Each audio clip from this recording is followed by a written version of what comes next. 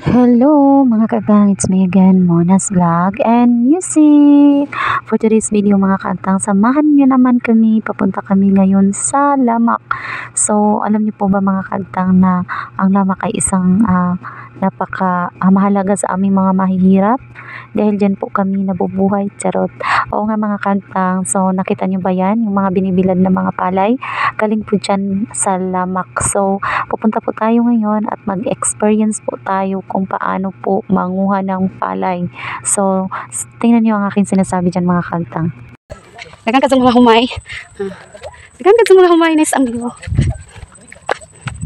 So, ipinapakita ko po sa inyo kung gaano karami po yung mga palay na nandiyan, mga kantang.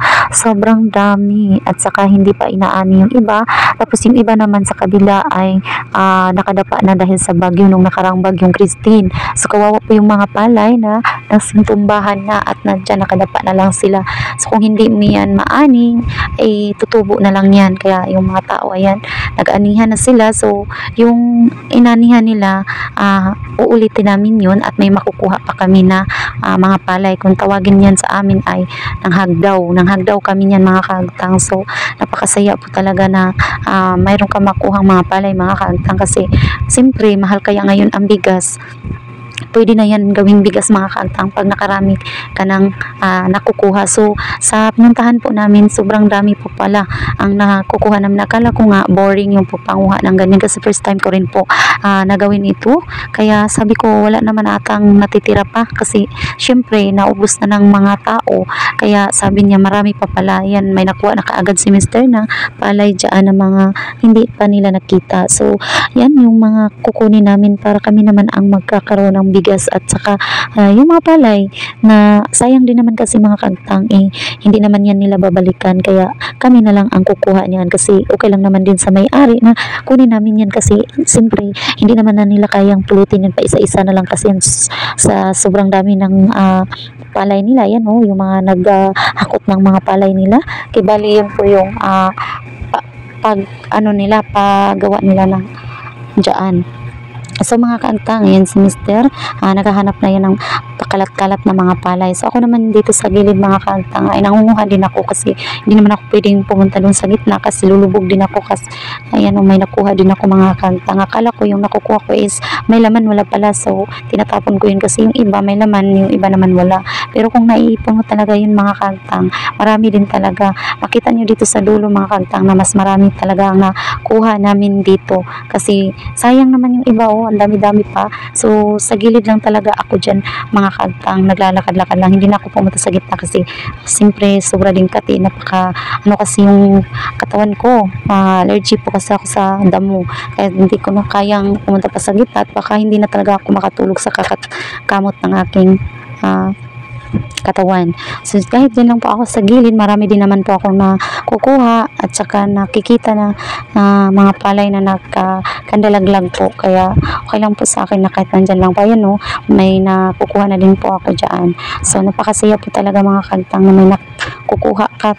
Yung first time mo pang pumupunta dyan at nagagawa ng ganyan, naghagdaw, pero napakasaya yung walang pagod na maramdaman kapag marami kang nakikita mga palay lang nagkakalat-kalat lang dyan. Tapos yung mister ko naman, ang bilis niya manguha, hindi siya nahihilo, samantalang ako yun pa isa-isa lang kasi nga first time ko din tong gawin sa buong buhay ko kasi taga bukid nga ako, pero hindi naman ganitong nasa Lamak kami kasi bukid nga, sa bundok talaga kami lumaki at hindi ganito ang palay namin, kundi doon po sa bundok ang palay namin, wala pong tubig at saka puro lang po lupa na walang tubig, nabubuhay yung palay. Hindi naman sa ganitong may tubig at saka hindi ko rin nagawang manghagdaw. Kung sa Bisaya, hagdaw po kasi yan. Kaya sabi ko kay Mr.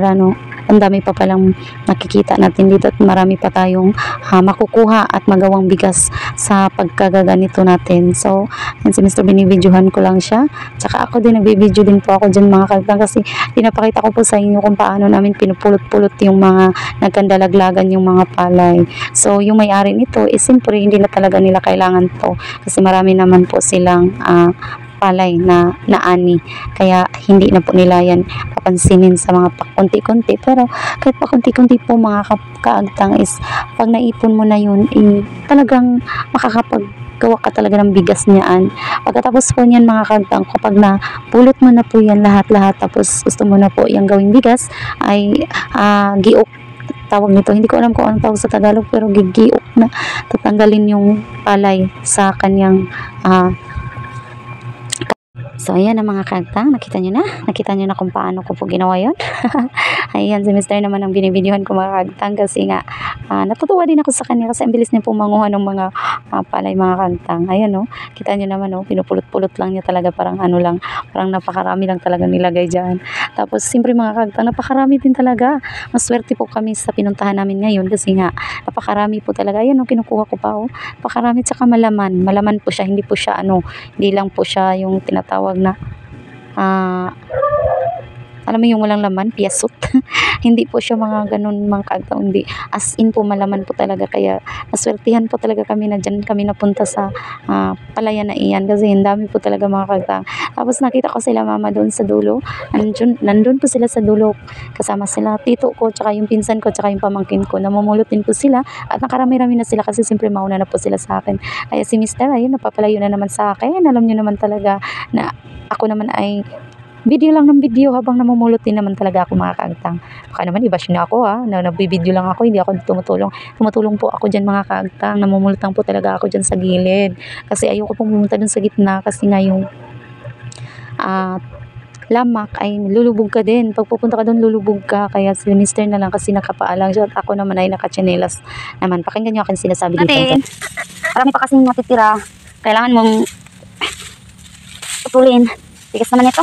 Ay, alis ay. Ang dami. Marami na ako nakukuha. Mamulot tayo. Ayun o. Marami na ako nakukuha mga kaagtan. Masaya pa talaga dito. Ito o. Oh. Ito pa. Ito pa o. Kamu sana diniganihan ay namatay na lagi ag kumay. O, di ba? Napakaingay ko mga kagtang. Sobrang saya ko po talaga na may nakuha na po akong palay dyan. At saka sabi ko talaga, ay, Mangkomo ganito na, guys, pala. among mga So, nakita ko yung kauban. aking pinsan. Tuwang-tuwa ko dyan kasi mga kagtang. Tingnan mo naman yung itsura niya. Nagsankinig, Parang kidaghan ka sa nangangalakal lang kitang talaga. kuha, Pero guys. nangangalakal po kami ng palay. Palay po yung aming Nilagawang inahan nga trabaho. vlogger. Hindi ko tulad sa Aling Manila. Nakalakal talaga Hi. makakampasurero. Kahit mahirap tayo, sisikap tayo. Ayan na naman si mama ko. Makakain. Parang nangangalakal yung Ito, palay po yan mga ang dami. kagtang. So, sa bukid talaga ganito ang aming ginagawa. Kaya masaya kahit mahirap, pero masaya mga kagtang. Basta magsikap lang po, may tiyaga. Aba, magkakaroon ka talaga ng mga pagpapalat panalangin mga kagtang. Kasi yung sikap natin, may paglalaanan din talaga mga kagtang. Parang may dumating talaga pag magsisikap ka lang. Sama mo na rin syempre ng dasal yan mga kagtang. Syempre hingin mo yung kalakasan mo kasi kapag wala kang lakas hindi mo rin magagawa yan. Ang hirap-hirap kaya yan. Uti naman sa time na to mga kagtang, yung panahon ay makulimlim, so hindi po mainit. Kaya si mother, kaya niya po ang ginagawa na yan kasi nga hindi naman mainit. Mataas po kasi yung blood pressure niya. Interviewin guys. Kaya bawal po siya sa mainit. So, itong panahon na ito ay wala namang mainit mga kagtang kasi nga, diba may bagyong Leon naman, pero buti na lang at hindi tumama po sa amin dito. Kaya may tsansa po kami manguha ng palay kasi nga walang init. Nakulimlim po siya. So, ipapakita namin yung mga nakuha nila. Ayan o. Sa pinsan namin yan. Tapos yung sa amin, dalawang sako dun sa dulo. Marami-rami din mga kagtang. May nakukuha din si mama. Tapos yung pinsan ko. Tapos yung tito ko. Tapos yung pamangkin ko. Marami-rami din kami nakuha mga kagtang. Kaya napakasaya talaga namin na nakita yung aming pinaghirapan. Mayroon pa pala. So si mama, kawawa naman po siya tingnan. Pero gusto po niya talaga yung may ginagawa siya habang mas ano pa siya sa katawan, kaya pa niya, ginagawa niya po yan. So, hindi naman din mainit, kaya lang po ng mama namin. So, nagkwentuhan na po kami dyan, na sobrang dami, sobrang ganito, sobrang sayang naman, yung mga ganun po mga kagtang. Kaya, ayan, kahit paulit-ulit na namin binalikan dyan, mayroon pa din talaga nakukuha mga kagtang kasi sa kakayuko mo pa naman, siyempre mahihilo ka talaga at hindi mo naman maramdaman na, ay, marami pa pala, hindi na makita mga kagtang kasi nahanap ka na, duling-duling ka na sa kakayuko at kakahanap kung saan na yung palay. So, dito mga kagtang ay nangunguha pa din yung pinsan ko. Ayan. So, ayan mga kagtang, na-desisyon na po kami na umuwi na kahit marami pa po kaming iniwan doon ng mga palay kasi nga hapon na mga kaagtang, at yung mister ko ay magtitinda na naman umuli siya ng isda. Siyempre hindi pa po na umubos ang aming isda at saka yung gusto na tinitinda namin. So nagkapag-desisyon na po namin na umuwi na lang muna at babalik na lang po kami kinabukasan ng umaga at saka maghapon na mga kaagtang kapag walang init. So ayan na mga kaagtang, papakinggan nyo lamang po ang aming mga sinasabi na napakasaya naman po namin. Tingnan nyo yung aking mga kasamahan, dala-dala na nila yung mga palay nila. At saka ako naman ay nagbibideo. Ayan mga kaagtang, tinitingnan pa namin kung saan kami babalik bukas. Pakinggan nyo po ang aming mga sinasabi dito mga kaagtang. Sa tao na. Eh mo siguro po. Dili ra kita diri man nangagi kanina. Kamot mo mga kaagtang. Kay tapos sa unahan, daghan mga kaagtang. Adi magkunog mapas mo. Ayaw mo og kuan. Gara-gara na mo mga gahi mignaw. Daghan na mig bugas, agka mo. Nara na pa. Napa? Napay daghan. Oh. Mga kaagtang mga bahi ka mignaw. Oh. Sot-sot mi sa kahumayan. Dilapan. Asa po naman. Nay daghan ka humay.